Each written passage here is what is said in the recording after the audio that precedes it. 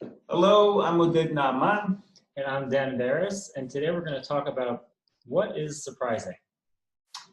Our first case is a very simple case. We call it some lottery winner. And in this case, someone won the lottery. And we're going to ask, is it surprising that someone won the lottery? The first thing to notice about this question is that it's ambiguous between two readings. The first reading is descriptive. It is a reading of the question is asking about the actual causes of surprise. Are you or would you actually be surprised that someone won the lottery? Are people generally surprised by such a fact? This is an empirical question about when and in what circumstances people exhibit the reaction of surprise. We're going to put this reading of the question, this sense of the question, to one side. We're going to focus on the normative reading of the question. In this reading, the question is, does the fact that someone won the lottery merit surprise? Does it justify it? And it's worthwhile to pause for a moment and say something about this idea of justifying emotions. Traditionally, and for many years, the idea of justification and rational evaluation more generally was associated with choices, decisions, and actions, things that we have voluntary control over. And emotions were thought to be beyond the realm of what can be assessed rationally or what we can ask to demand a justification for. But gradually, this common view has started to change. And today, many philosophers think that emotions are, in fact, things that we can justify and assess in rational terms. And to see why people think that, consider actual cases. Your friend might be angry at you, and you might want to know why. What justifies their anger? You've done nothing wrong, or maybe what you've done is not that bad. This is a concern about the justification of your friend's anger, not really about the causes of the anger. And you want to understand why that your friend thinks that his anger is merited or that it fits its object. Similarly, you can ask, why does someone admire someone else? What's so admirable about them? Or why do you feel so guilty? You've done nothing wrong. These are all ways of inquiring into the justification and this justificatory status of various emotions. We're doing something similar with regard to surprise. We want to understand what makes surprise fitting and what is surprising, what merits surprise, what makes it fitting. These are different ways in which people talk about the normativity of emotions, and we're going to talk about the normativity of surprise. And so if someone is surprised that someone won the lottery, although then we might think that person is unjustified in their surprise, that the fact that someone won the lottery is not surprising, it doesn't merit surprise. So this is the sense of the question we're going to focus on. And we're distinguishing between surprise as the affective reaction and the thing that it is a reaction to, the thing that merits surprise and that is surprising. Okay. So back to our case. Is it surprising that someone won the lottery? So it seems to us, obviously not. Why is it not surprising? Natural answer is that it's not surprising because you should have expected someone to win the lottery. Someone must have won, at least for some lotteries. It's something that we expect. We expect people to win the lottery, and therefore it's not surprising that someone won the lottery. This points to a first step to finding our answer, and that is the suggestion that surprise is fitting only in response to what is unexpected. But what do we mean by unexpected? One interpretation that might come to your mind is that unexpected means the same as improbable, as in what people mean when they're doing probability theory. The problem with this interpretation is that we think mathematical facts can be surprising as well. Just Google surprising mathematical facts and you'll get a whole list of mathematical facts that seem to be surprising just like other facts. The problem is that mathematical facts in standard probability theory have probability 1. That is, they're as probable as facts can get. Therefore, unexpected in the sense that we're interested in the sense that is required for something to be surprising, can't mean improbable, because that would mean that it can't be surprising mathematical facts. how about interpreting unexpected as meaning what we actually do not expect? This is a problematic interpretation as well. Suppose someone is surprised by the fact that someone won the lottery, and they're surprised because they did not expect anyone to win the lottery, but irrationally. In other words, the lottery is such that someone should be expected to win, but they, for some weird reason, did not expect anyone to win the lottery.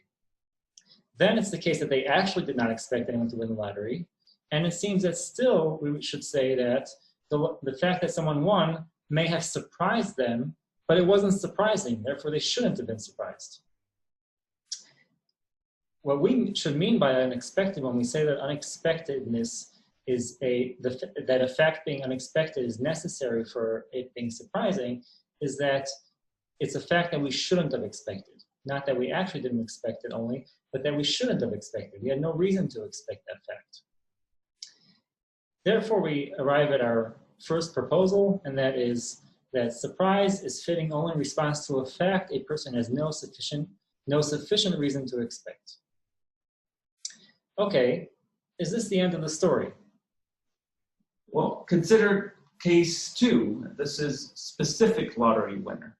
In this case, John and Lisa Robinson from Tennessee won $533 million in the lottery. This is an actual fact that happened. Now, we ask, is specific lottery winner surprising? Is it surprising that the Robinsons from Tennessee won $533 million in the lottery? Well, we think it is not surprising, but also it's unexpected. That is, someone had to win. It might as well be John and Lisa Robinson, but it wasn't expected. That we had no sufficient reason to expect John and Lisa Robinson to win. And yet, that doesn't mean that it's surprising that they won. So something else is missing. We need something more than simply a fact being unexpected in order to explain in order for the fact to be surprising. So consider a third case. In this case, we call it special lottery winner. In this case, John and Lisa Robinson from Tennessee won $533 million in the lottery, and you are close friends with the couple, or you're a family member, or you are them. Now, is special lottery winner surprising? We think that the answer is complex. We think that it's not surprising to complete strangers that have nothing to do with the Robinsons, but it is surprising for you. Now, what could explain this disparity? What could explain the fact that it's not surprising for strangers, but is surprising for friends, family members, and so on? Well, we think that what explains it is that for friends and family, the fact that the Robinsons won impacts things they care about. They care about the Robinsons, they care about the relationship with them, and the fact that they won impacts the Robinsons, so it impacts something they value dearly. And with regards to strangers, the Robinsons don't play such a role in their lives. They don't care about the Robinsons. They might not have even heard of them. And so the fact that they won is not significant in this way. We therefore suggest the following explanation of what makes a fact surprising. We call it impact on valuing. And this explanation, surprise is fitting in response to a fact a person has no sufficient reason to expect and significantly impacts what the person values. Now notice that this explanation has two main ingredients. One is expectation, as we saw, and the other is the idea of valuing. The fact that it has these two ingredients is significant, partly because it explains the ways in which surprise can be graded. We haven't mentioned it until now, but it's important to note that some things are more surprising than others. So in account of surprise, we'd have to explain the differences in degrees of fitting surprise, what makes surprise more or less, what makes a fact more or less surprising. This account we're now offering, what explains the difference in degrees of surprise is both expectation and valuing. So the less expected a fact is, the more surprising it is. And the more significant the impact it has on something the person values, the more surprising it is. So this is another feature of the account. It explains the ways in which surprise can be more, or a fact can be more or less surprising. But are these the only kinds of facts that are surprising? So now consider another kind of case. We call it predicted lottery winner. Once again, John and Lisa Robinson from Tennessee won $533 million. In addition, you learn that Nostradamus predicted that they would win. This is, of course, an imaginary case, but if you imagine it, you have certain intuitions. And we can ask, in this imaginary scenario, should you be surprised by this fact? Is it surprising? We think that it is. We think that it's surprising not only to John and Lisa Robinson's friends, but it should be surprising to everyone. The fact that their win was predicted so many years in advance should be surprising to everyone. Well, why? At least it's not obvious that in this case, the fact that their winning the lottery was predicted impacts anything you care about. The prediction was made hundreds of years ago. It's not clear that anything that you care about will be impacted, as in the previous case. So why is it this surprising? We think a natural answer is that it's surprising because it puts into doubt certain assumptions you have about the world. So you probably assume that people don't have supernatural powers, that they're not able to predict such things so many years in advance, and this puts into doubt those assumptions.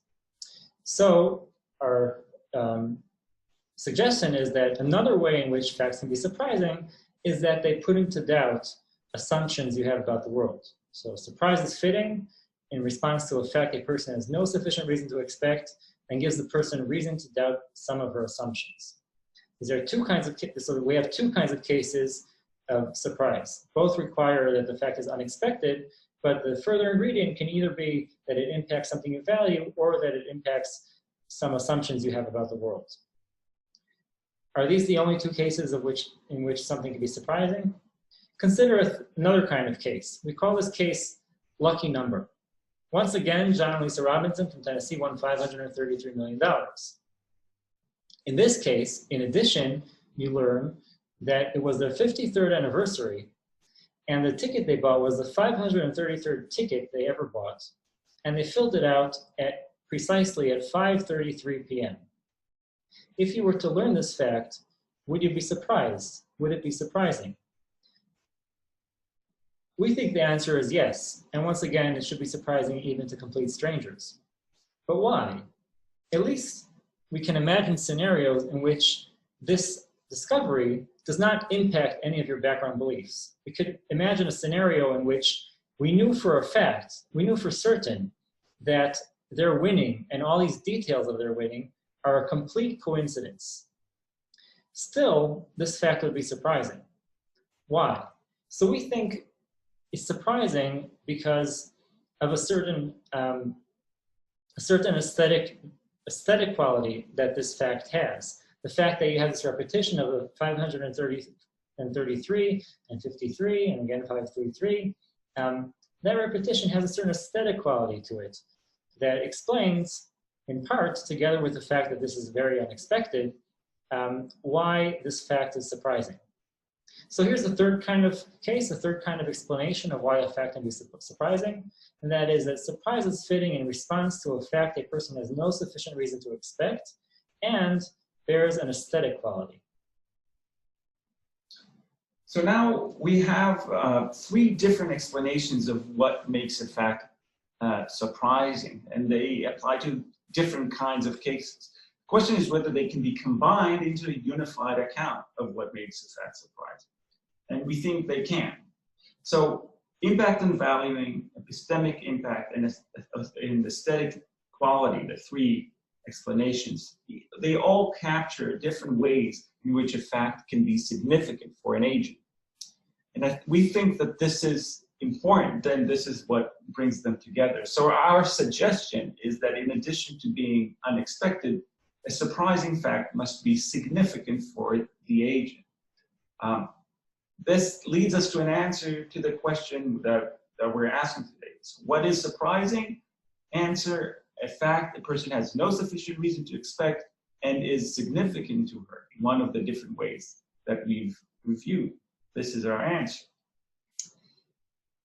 Our theory about what is surprising has a number of interesting implications. So we will show you two of them. First, is it gives us a way to rethink famous research by Ruma Falk from the 80s, in which she showed that people judge differently coincidences that happen to them as opposed to coincidences that happen to other people. So think of coincidences of the sort that you're traveling in a distant country and you meet a high school friend who you haven't met in 20 years. That would probably seem surprising to you. Compare that to a case in which I tell you, in which you're not the one who met the high school friend, but I tell you that Oded went on a trip and he met a high school friend who hasn't seen in 20 years. Would you see that as surprising? And what she found in her research is that people find coincidences that happen to her, to them, more surprising than coincidences that happen to others, even if the probabilities are equal. Now, when thinking about this phenomenon, this psychological phenomenon, you might ask, is this a kind of irrational bias? Perhaps we're misjudging the probabilities because we care more about ourselves than about other people. A nice thing about our account of our theory of what is surprising is that it actually allows us to explain this phenomenon as something that's not irrational. It actually makes sense to be more surprised by coincidences that happen to you than by coincidences that happen to others. The reason is that coincidences that happen to you are more significant to you in a way that they're not, that coincidences that happen to others are not significant to you. So it makes sense, since significance to you is part of what determines the degree to which a fact is surprising, not only the degree of unexpectedness. It makes sense to be more surprised by coincidences that happen to you than coincidences that happen to others. Another interesting implication is that it gives us a way to respond to a recent article by philosopher Martin Smith. In an article titled "Why Throwing 92 Heads in a Row is Not Surprising," Smith argues that we shouldn't be surprised if a fair coin lands 92 times heads. Why does he think we shouldn't be surprised? He reasons thus. He says, since for each individual toss, when you toss a coin one time and it lands heads, that shouldn't surprise you. The conjunction of unsurprising events should not surprise you either. And this turns out to be an implication of previous theories of surprise put forward by economists Shackle and Schwon. We think, obviously this sounds counterintuitive, and I'm sure that part of the reason that Smith wrote this article is because he liked the fact that he reasoned to a counterintuitive conclusion. We think that a nice thing about our account is that it can explain actually why we should be surprised if a coin, even a fair coin, lands 92 times heads, despite the fact that every single toss, we shouldn't be surprised that it lands heads. Why? So remember that according to account, what makes something surprising is that it's unexpected and significant in some way. Well, while it's not that true of one toss that I should not expect it to land heads, I should perhaps not expect it to land, I shouldn't be confident that it will land heads, but it's not that unexpected that it will land heads. It's like winning a lottery of only 2 tickets. That's not very surprising. But landing 92 heads in a row is very unexpected. Now, of course, any sequence of 92 tosses, whether it's all heads or any random sequence, is equally unexpected. But as we said, not every unexpected fact is surprising. And here comes in the second ingredient. When you have 92 heads in a row, it has an aesthetic quality to it that any other random looking sequence does not have. Now, also a single toss of heads does not have that aesthetic quality. And this is why, for these 2 reasons, 92 heads is not just a conjunction of unsurprising facts. Actually, it could be the case that when you take individual facts that are unsurprising in themselves and combine them together, you get a fact that is surprising because it fulfills these conditions. So we have a nice explanation of why 92 times coin landing 92 times heads is surprising, contrary to what Smith argues. And the conjunction principle should be rejected. That's it. Thank you very much for watching, and we're looking forward to meeting you in a very short time. Thank you very much.